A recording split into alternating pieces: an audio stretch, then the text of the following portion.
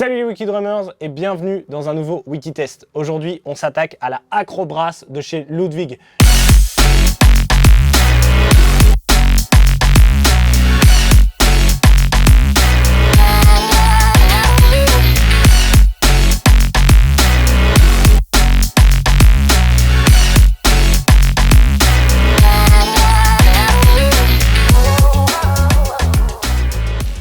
Une caisse claire en laiton de 14 par 6,5 avec une peau Remo, mais quand même de base, avec un déclencheur tout petit mais magnifique. On écoute pour voir ce que ça donne.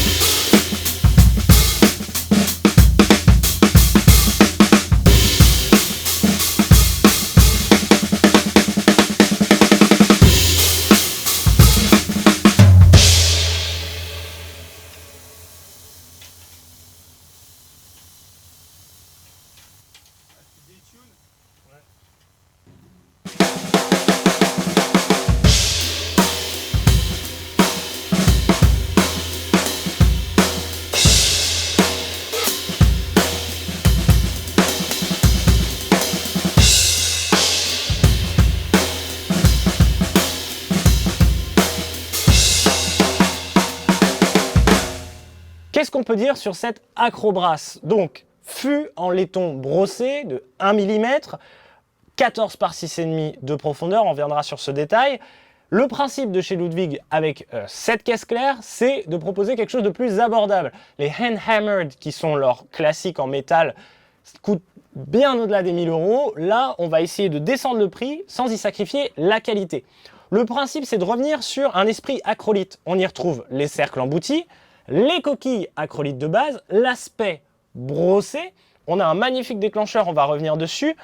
Le seul petit truc que j'aurais à redire, c'est forcément c'est du laiton, ça pèse et elle n'existe que pour l'instant en 14 par 6,5. Moi je suis très fan du 14 par 5 et 5,5. On se doute que ça va arriver par la suite, mais leur premier essai, c'est vraiment 14 par 6,5 uniquement.